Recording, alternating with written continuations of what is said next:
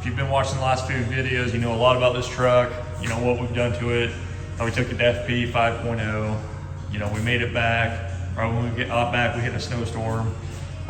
So this next video is just, we're gonna go through some stuff that need to finish on the truck. We're gonna put a new radio in it, new stereo that finally came in. It is a really sweet unit. It's like a double din radio with, I believe, CarPlay and a bunch of other cool features. We're gonna show you that. We're gonna go around the truck, show you guys what needs to finish. We did develop a coolant leak at FP 5.0. We're doing some pretty rowdy burnouts.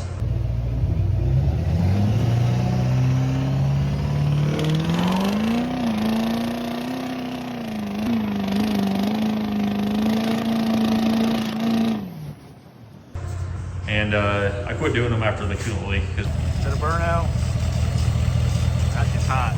we had to drive this thing home. It was about a 800-mile drive home, and I didn't want to, you know, risk it getting worse. But we somehow babied it home. I left the radiator cap loose so it wouldn't overpressurize too bad and then push more coolant out. But anyways, we got it on the lift here, so that's why it's on the lift. We're gonna raise it up, check out the coolant leak. I believe it's on the elbow of the oil cooler, which is really common to go to leaking. There's a big rubber gasket that probably shrunk up when we were overheating it. Therefore, it's gonna need change. We're gonna do that. Also gonna go around the truck here. Once we get that coolant leak fixed, we're gonna clean the bed out, take the tonneau cover back off, then we're gonna drop it off to get a bed liner done in it. We're gonna do a spray in bed liner, come up around the top of the tailgate here. We also gotta fix this tailgate handle, because if you checked out our last video, you noticed that the tailgate handle quit working on our drive down. Not a big deal, we're gonna do that. Also, got a couple new tires for it. We got a couple of shows coming up here. I wanna say in about 5 or 6 weeks, probably 5 weeks now, that we're gonna go to.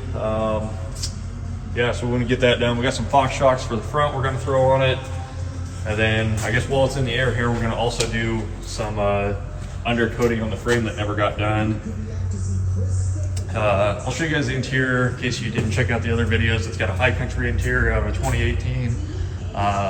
I guess a little recap on the whole truck. It's an 88 square body Chevy is what it started out as. It's on a 2018 L5P frame. It's got the engine, transmission, everything. Out of the 18 on there, we put the 89 to 91 grill and headlights in it. Bumper is factory 88 bumper, but then the rear bumper, that's another deal we gotta fix too. I wanna go over that. It's the 2018 rear bumper. I had mixed feelings on it, but I do kind of like it. We got to readjust it, do a little tweaking on it because it doesn't fit quite right. So I want to get that done. I'll show you guys the interior though. And it definitely needs a good cleaning from FP. We had a bunch of people driving or riding in it, and we were going back and forth to Airbnb. There's like 7 people riding in this thing. We drive it back and forth every night. So I'm gonna get it cleaned out, swept up. I gotta build a little filler panel here between the center console and the dash. Get that done. The new radio, we're gonna get rid of this junk radio. And then there's a dual DIN radio that actually goes here, relocates the vent down to where the existing radio goes. So I'm super pumped about that. That radio we ordered well over a year ago on a pre-order sale. So I'm really stoked about that. Another thing we got to get fixed is these inserts on the rear door panels. They just get glued on, or we put adhesive tape on them. These are them. I found a company online that makes billet ones because you cannot buy OEM inserts anymore. They're impossible to find. Nobody makes aftermarket besides these. I luckily found them. You cannot buy new door panels for the rear. So that's kind of hard to find. But I think I'm gonna actually try to glue them on, get that fixed up. Clean the rear seat out, obviously. You got to do that door panel too, same thing. But yeah, we're gonna raise it up here, start fixing the leak.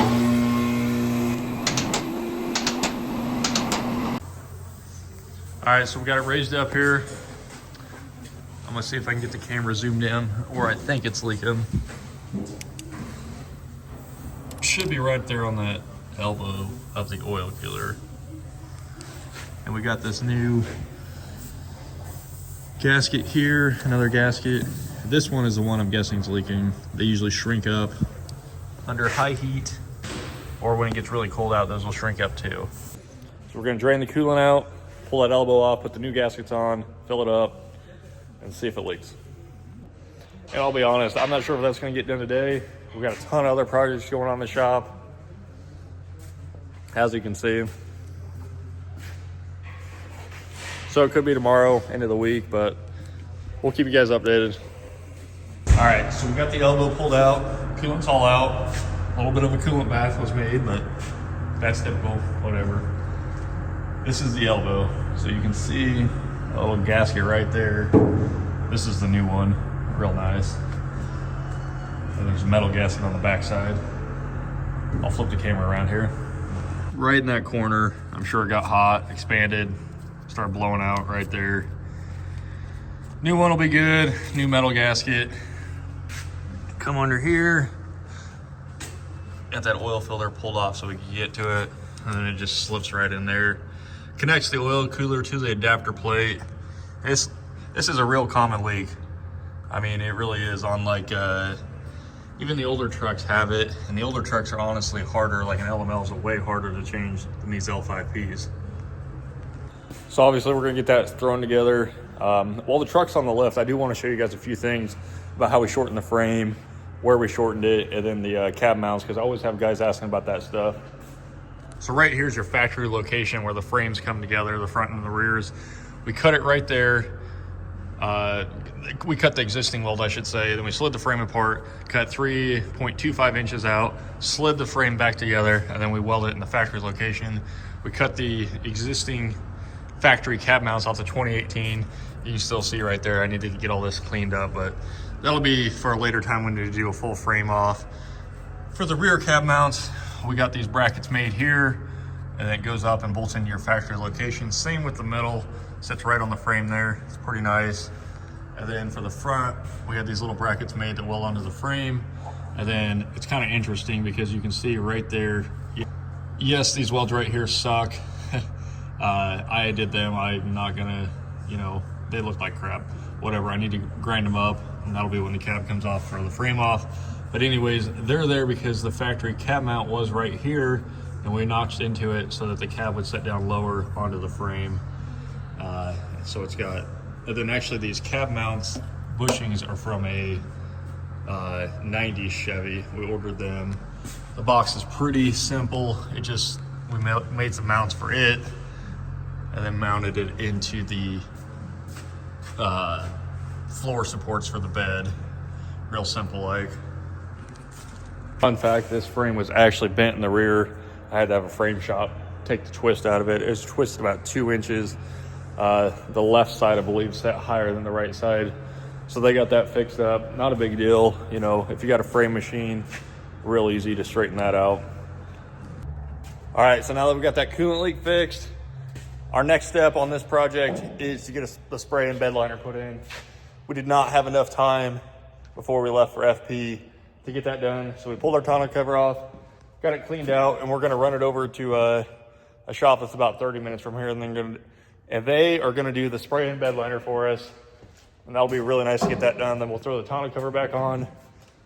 So yeah, we're gonna fire it up and head out. All right, so we're headed out.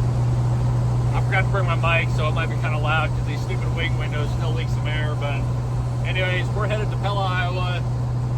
We're dropping this thing off at Vanderbeek Truck Accessories over there. They're gonna do the spray and bed liner for me.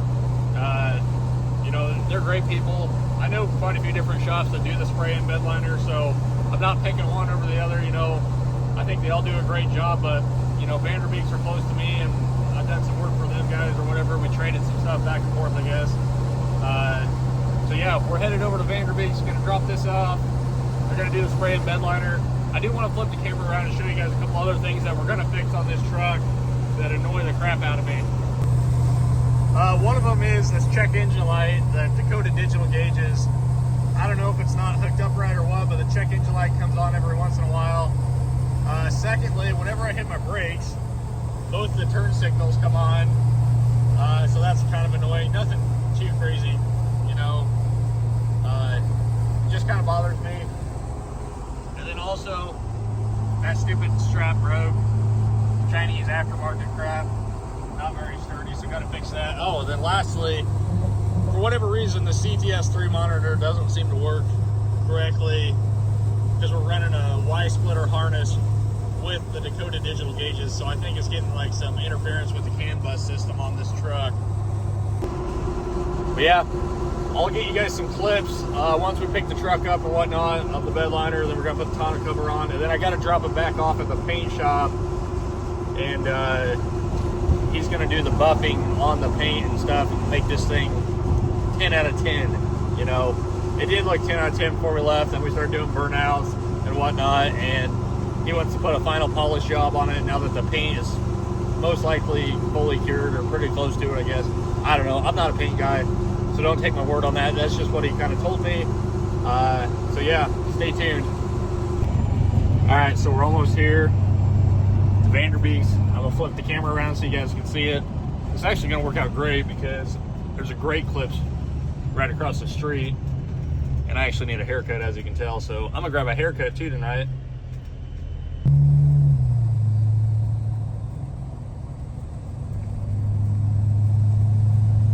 Right there it is. Turn left into the parking lot. Oh, I'm trying.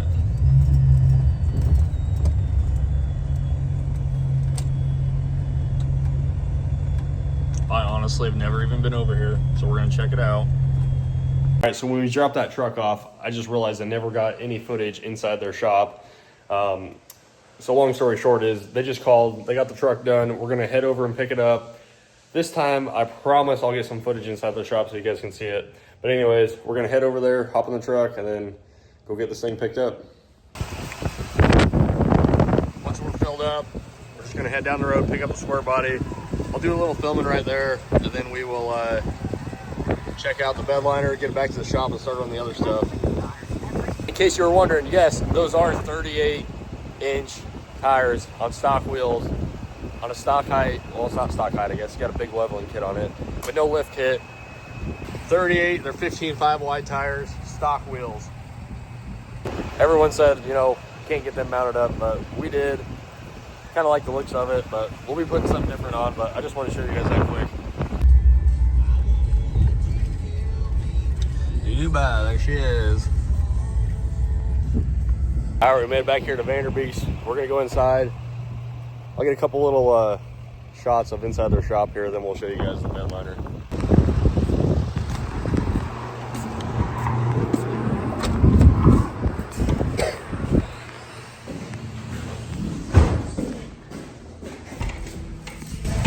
All right, so here we go. Bunch of toolboxes. Got an old overhead crane up top. Got some fuel additives and stuff. A bunch of tonneau covers. A whole bunch of truck accessories. That's their main things. They do sell flatbeds over here. A bunch of trailer hitches, B&W of course. There's all kinds of different things. There's mud flaps, Nerf bars, WeatherTech floor mats, all that good stuff. Range hands, of course. All right, so that's their new shop. They just moved here not too long ago. Super cool, a lot of accessories. I didn't want to do a lot of narrating in there on this video. It's kind of embarrassing, I guess, and I'm sicker than crap, plugged up with sinuses. But anyways, we're gonna walk out here. I'll show you guys this square body. Nice and clean. Probably never be this clean again. Looks good though.